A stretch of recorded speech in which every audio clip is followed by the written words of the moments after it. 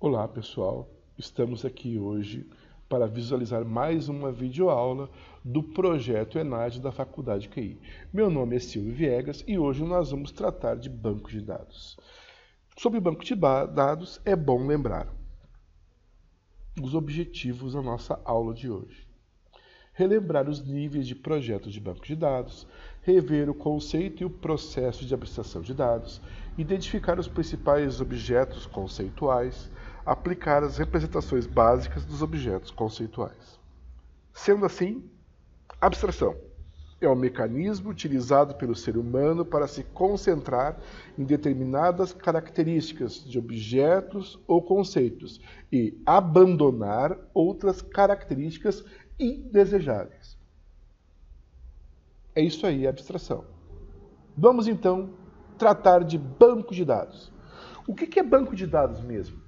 Banco de dados é a coleção de dados relacionados e armazenados em algum dispositivo que refletem certos aspectos de interesse do mundo real. Cada mudança em algum item do banco de dados reflete uma mudança ocorrida na realidade.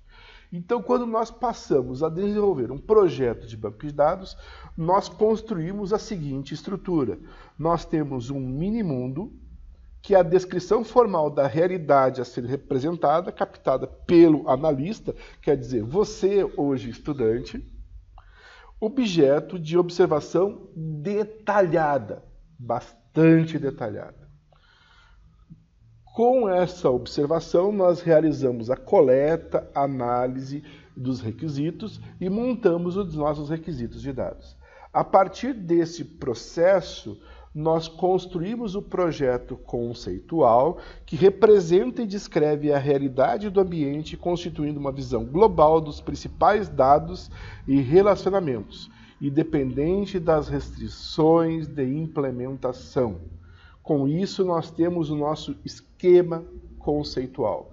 Construído o projeto conceitual, nós partimos para o projeto lógico, que descreve as estruturas que estarão contidas no banco de dados, considerando o modelo do sistema de banco de dados que nós vamos utilizar, resultando em um esquema lógico de dados. Observem que até aqui a construção do nosso projeto foi independente do sistema gerenciador. A partir de agora, nós precisamos definir qual gerenciador de banco de dados nós vamos utilizar. Com isso, começamos a construção do projeto físico, que descreve as estruturas físicas de armazenamento de dados, tais como o tamanho dos campos, índice de todos os preenchimentos, tipos de preenchimento, teste de campos, entre outras coisas. E aí está o nosso esquema físico.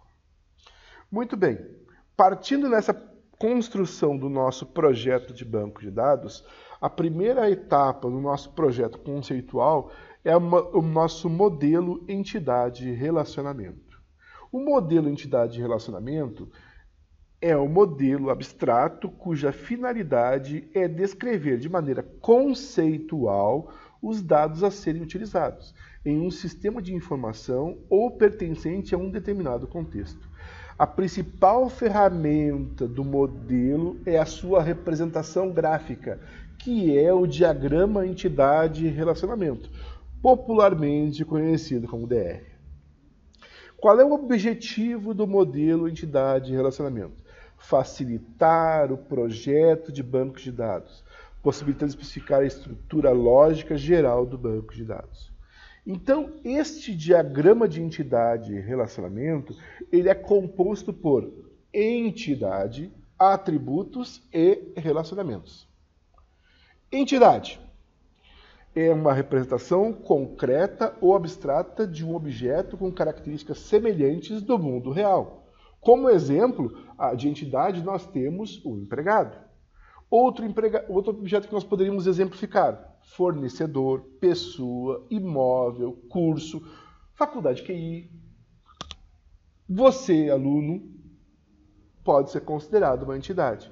Essa entidade possui atributos, né? Esses atributos são elemento de dado que contém o valor de uma propriedade de uma entidade. Então, essa entidade possui atributos. Quais são os atributos do funcionário? o código do funcionário, o nome, os dependentes, o endereço, poderia ter a data de nascimento, poderia ter o gênero, poderia ter o departamento e assim por diante. Esses atributos são classificados como? Eles podem ser simples, únicos, opcionais, monovalorados, compostos, não único, obrigatório e multivalorado. Mas como assim? Nós podemos ter um atributo identificador. Esse atributo identificador identifica unicamente cada entidade de um conjunto entidade. E deve ser obrigatório e único, como nós falamos antes. Obrigatório e único.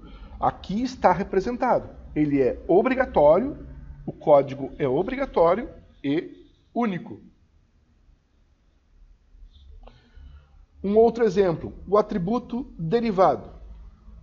O seu valor pode ser calculado a partir de outro atributo. Por exemplo, nós temos aqui a data de nascimento. A partir dela, nós podemos calcular a idade do aluno.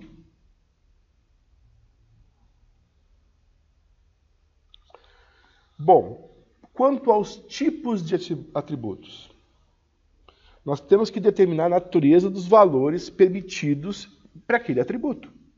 No caso do telefone, qual é o tipo de dado que nós temos lá? Ali está marcado date time. Não pode. O telefone faz parte do conjunto das datas e horas? Não. Então eu tenho que observar isso. Agora observem ali, nome, string, ok, é do tipo string. O código integer é do tipo integer. Então nós temos que observar. Não dá para a gente deixar tipos diferentes, ele tem que estar de acordo com o tipo. E o domínio de um atributo? Quando se fala em domínio, nós estamos falando dos dados do atributo, a descrição dos possíveis valores permitidos para um atributo. Vejam, se nós tivéssemos no aluno um campo gênero, um atributo do tipo gênero, os possíveis dados para o gênero seriam masculino e feminino. Desta forma, como é que fica então a representação de um diagrama entidade-relacionamento? Vai ficar como o exemplo que nós temos aqui. O aluno possui como obrigatório matrícula e CPF e únicos. Um CPF não pode ser duplicado, o número de matrícula também não. A data de nascimento, o nome, o e-mail, o telefone e o endereço. Muito bem, vamos tratar de um tema que às vezes causa alguma dúvida, que é o termo esquema instância. Esquema de um banco de dados é a especificação da estrutura do banco de dados. Vejam naquela tabela abaixo. Quem é o esquema? Código, nome e sigla, ou seja, o título da tabela.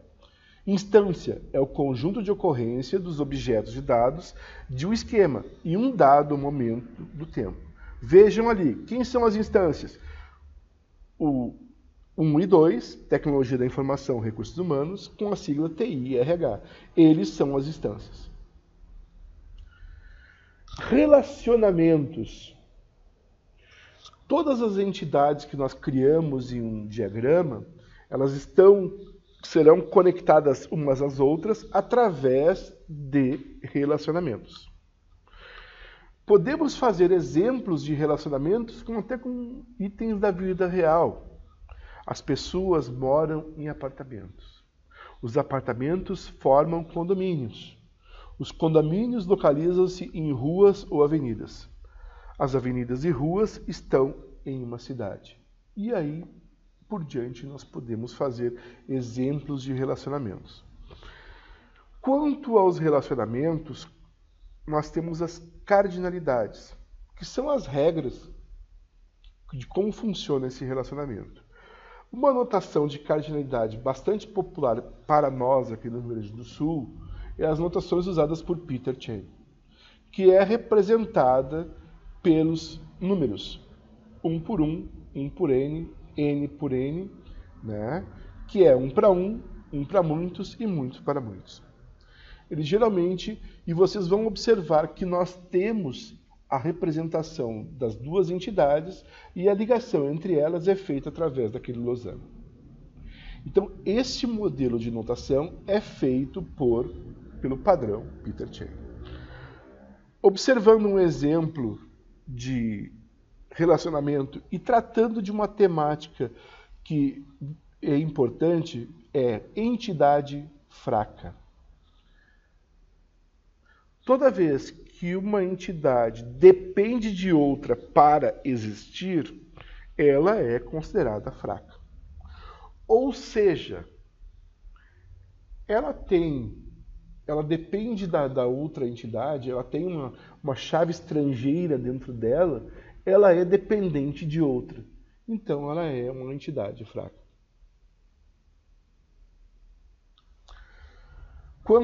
Voltando ao termo anotações, além do modelo Peter Chain, existe uma notação que é o modelo estabelecido por James Martin e que ficou popularmente conhecido como notação pé de galinha.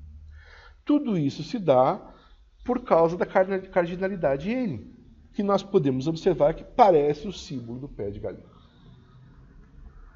Então, quando nós usamos esse modelo de notação, ela é mais gráfica, ela não aparece o código da cardinalidade 1 por 1, o n por n, não aparece. O que aparece? Aparece o símbolo. Então, quando nós temos o pé de galinha, n. Quando nós temos um traço, 1. Essas seriam as nossas cardinalidades máximas. E as opcionais e obrigatórias seriam representadas pela bolinha e pelo traço. Como é que fica, então, James Martin? James Martin nos mostra assim: se eu tenho uma restrição 1 para 1, nós observamos a representação da primeira figura. Se eu tenho 1 para muitos, a segunda representação. 0 para 1, a terceira representação. E 0 para muitos, a quarta representação. Então é que nós podemos entender um pouco melhor isso. Vamos ver este exemplo que nós temos aqui. Na figura a seguir está representado de modo resumido parte de um diagrama ER na chamada notação pé de galinha. Vejam que nós temos o departamento tem lotado professor. O professor está lotado em departamento. A regra de exibição da cardinalidade é a mesma de Peter Chain. Do seu lado direito, no item 2, está o departamento. Do seu lado esquerdo, no item 1, está o professor. Observe lá, então. Um professor, obrigatoriamente, tem que estar lotado em um departamento. São o que representam aquelas duas linhas. Um departamento pode ter um professor ou muitos professores, que é o que representa a segunda figura. Então, observando esse diagrama, nós temos lá, na figura acima, 1 e 2 correspondem respectivamente às cardinalidades. 0 e n, não. Nós não temos ali, está faltando. B, 1 e n, está faltando. N e m, não pode. Não. Uma é obrigatória.